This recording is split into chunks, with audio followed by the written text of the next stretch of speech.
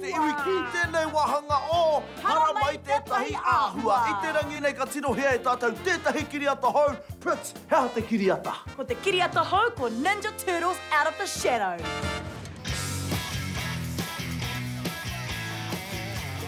Ko te ingoa poto o te kiriata ko TMNT. Me te hākei te hikakarawa ahau ki te pāho i ngā kōrero ki a koutou. Nā reira, kia timata ke tātou.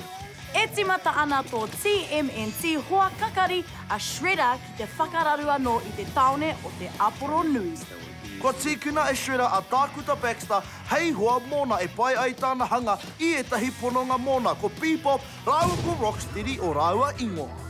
Ko te aronga nui kia puta a Bebop rāua ko Rocksteady ki te whakakore i a TMNT.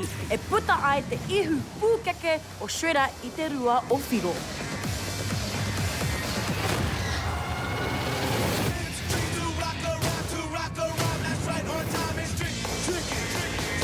Oh, ngā mihi nui Ninja Turtles, ngā mihi nui marika kia koutou kato. Heoi anō ko au te kaipakawā mō tēnei, nā reira ko tāku he pā me te hāwhe. O, e te iwi, haere ki te mātaki, tukuna o tamariki heoi, ko mutu tēnei wahanga o Hara mai tētahi āhua.